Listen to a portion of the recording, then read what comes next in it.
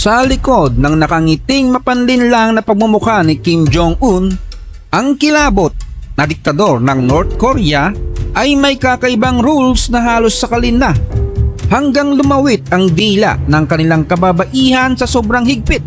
Kung sa Pilipinas at sa iba pang bansa ay malaya pa sa asong gala ang mga babae na gawin ang trip nilang gawin, pero syempre hindi naman lahat. Meron din namang kashitsu lang. Sa North Korea ang daming ipinagbabawal at may matinding parusa ang sinumang mahuhuli dahil sa bansang ito, isa lang ang pwedeng umarte at maginarte. Ang cute at acute nilang presidente. Una sa listahan, eskapo. Dahil sa kahirapan at bagsak na ekonomiya ng North Korea, maraming tao ang gustong pumuslit palabas ng bansa.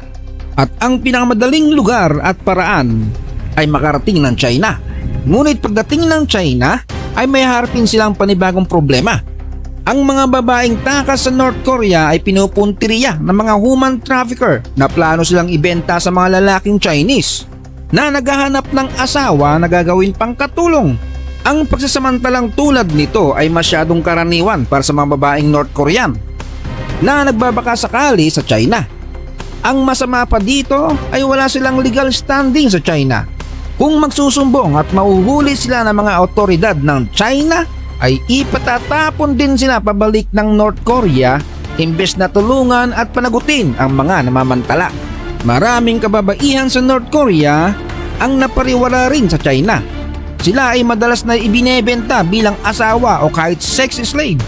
Kung sila ay minalas-malas pa, ginagawa silang alipin, pinagtratrabaho ng pwersahan. Ang pinakamabuting opsyon sa kanila ay makarating sa South Korea. Doon siguradong ligtas sila at may magandang bukas na naghihintay sa kanila.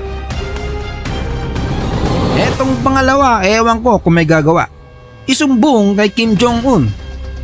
Hiniling ng gobyerno kamakailan sa mga nanay na isumbong ang kanilang mga anak na nagnanakaw ng ari-arian ng gobyerno at nanonood ng illegal media. Ang kapalit ay nangako na patatawarin daw sila kung ire-report ng mga nanay ang mga aksyon na ito sa mga otoridad. Ang anunsyo na ito ay ginawa sa National Meeting for Mothers.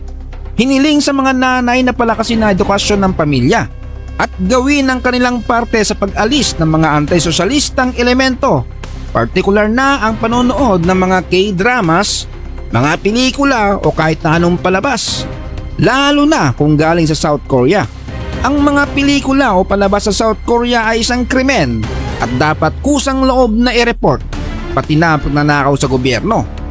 Sa oras na mahuli sila ay may nakaalaan na matinding parusa at ipapatupad pa ito sa harap ng publiko para sila ay mapahiya. Ito ay isang paraan ng gobyerno para kontrolin ang mga kaisipan ng mga kabataan sa bansa. Hindi dapat nila makita na mas magandang buhay sa South Korea. Pangatlo, galingan pa nilang gumawa ng bata. Bumababa ang fertility rate sa North Korea sa nakalipas na 10 taon dahil takot silang magparami sa sobrang hirap ng pamumuhay. Dito ay nababahala ang gobyerno dahil sila ay umaasa sa manual labor. Para panatilihin at itaas ang kanilang ekonomiya, ang pinunong si Kim Jong-un ay sinisi at tinuro ang mga nanay dahil tungkulin daw ng mga kababaihan na kontrahin ang pagbagsak ng birth rate ng bansa. At para makumbinsi niya pa ang mga ito, ay nangako siya magbibigay ng mga benepisyo para sa mga may pamilyang may 3 o higit pang mga bata. Ayon sa local media ng North Korea, ang sinumang susunod maaaring makapag-avail ng libreng housing arrangements, subsidies, libreng pagkain, gamot, gamit sa bahay, at pati na rin ang mga benepisyong pang-edukasyon para sa mga bata. Ang tanong ay kaya ba? O isa lang tong pambubudol? Pang-apat, pinagkait pa ang simpleng kasiyahan. Bawal silang magbisikleta. Pasya mga otoridad na ipagbawal na pagbisikleta sa mga kababaihan na isip ng mga namumuno ng North Korea na genetically incapable ang mga babae sa pagmamaneho at hindi sila sanay sa kalsada at batas trapiko. Pero ang sinasabing tunay na dahilan daw talaga ay napansin ng dating Pangulo si Kim Jong-il na head turner ang mga babae nagbibisikleta sa publiko.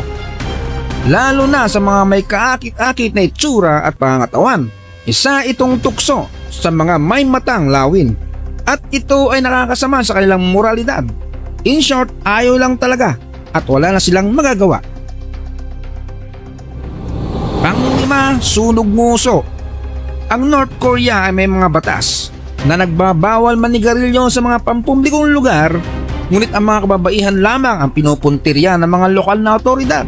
Sa mga nakalipas na taon patagong nagyoyosi ang mga babae, pero parami rin sa kanila ang lantaran na kung magyosi.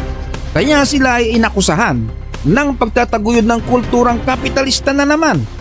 Ngunit sa mga lalaki ay hindi nila ito maiparatang dahil ang mismong pinakamataas na pinuno na si Kim Jong-un ay isang miyembro ng sunog baga na madalas makita sa publiko na may nakaipit na yosi sa daliri. Kung ang mga sunog ngusong mga babae ay mahuli, kailangan nilang magmulta ng malaking halaga. At kapag naulit ang pagkakasala, mapupunta sila sa disciplinary labor centers ng ilang buwan. Pang-anim, mandatory military service. Ang mga kabataang babae sa North Korea ay pumapasok sa army pagkatapos ng high school dahil sa kagustuhan nilang magkaroon ng mas magandang buhay. At serbisyo militar ang inakala nilang pinakamadaling paraan. Ang membership na ito ay nagbibigay ng pagkakataon para sa kanilang makakuha ng pribilehiyo tulad ng mas mataas na rasyon, mas magandang trabaho at mas mataas na sweldo. Ngunit bago malasap ang mga yon ay may mabigat na kapalit dahil ang Korean People's Army ay malupit at hindi mapagpatawan. Mga kabataang babae lalo na ay kailangan nilang bitawan ang kanilang mga pangarap. Kailangan makasurvive sila sa matinding lamig ng Pyongyang at mga rasyon ng pagkain ay bitin. Tipid na tipid. At eto pa, hindi sila binibigyan ng sanitary pad. Sa halip ay binibigyan lamang sila ng telang ginupit para panapal sa kanilang pandimonay na may strawberry jam. At limitado lang ang telang binibigay kaya dapat nilang labhan para sa susunod na pagputok ng kanilang bulkan. 20% ng mga sundalo ay kababaihan at dapat maglingkod ng hindi bababa sa 5 taon.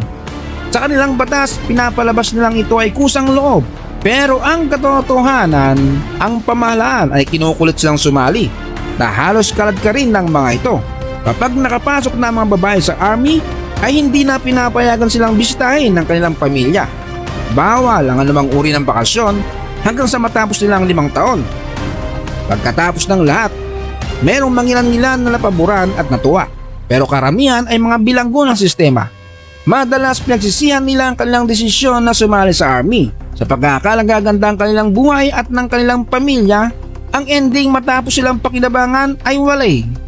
Nag-aksaya lang pala sila ng panahon na sayang ang pinakamasayang taon ng kanilang buhay. Pang-7, unmarried couples. Pinupuntirian ng mga North Korean government ang mga nagsasamang hindi pa kasal o live-in relationship. Sinasabi na nilalason ng mga taong tulad nito ang sosyalistang lipunan ng bansa para sa kanilang krimen ng pamumuhay ng magkasama. Ipinapadala sila sa mga labor training camp. Ang tagal ng kanilang sistensya ay depende batay sa kung gaano katagal silang namuhay ng magkasama. Ito ay talagang ang mga kababaihan ang mas may gustong pumasok sa isang live-in na relasyon dahil sa madalas ang babaeng walang asawa ay may higit na karapatan kaysa sa may asawa. Ang karahasan sa tahanan at pangaghasa sa mag-asawa ay masyadong karaniwan sa North Korea, pero hindi sineseryoso ng mga otoridad ang mga krimeng ito. Kung binubugbog ng lalaki ang kanyang asawa, ang tagapagtupad ng batas ay deadma lang. Ngunit kung hindi kasal ang mag-asawa, siguradong mapaparusahan ang lalaki. Sa pang-8, bawal ang shorts. Lumabas ang balita mula sa North Korea noong 2023 na naglabas ang gobyerno ng pagbabawal sa pagsusuot ng shorts sa mga kababaihan sa isang partikular na mainit na tag-araw na may temperatura na higit sa 30 degrees Celsius. Nagsimula magbihis ang mga tao ng naayon, ngunit hindi ito nagustuhan ni Kim Jong-un. Sila daw ay gumagamit ng kapitalistang fashion, kaya naman ipinagbawal ang ganitong pananamit kahit magmantika pa ang kanilang singit sa init. Ang balita ay nalik ng isang hindi kilalang residente ng North Korea sa Radio Free Asia. Sinabi nila na hindi bababa sa 10 kababaihan ang naaresto dahil sa pagsusuot ng shorts. Bukod pa sa paggamit ng kapitalistang fashion, inakusahan din sila ng mga otoridad ng hindi desenteng pananamit. Ang mga babaeng inaresto ay sa pilitang pinagsulat ng isang pahayag ng pagpuna sa sarili. Bukod pa doon, pinapirma sila sa isang dokumento na nagsasabing haharapin nila ang mga legal na kainatnan kung sila ay mahuhuling naka-shorts ulit. Nagre-reklamo ang mga kababaihan sa North Korea sa ganitong mga diskriminasyon.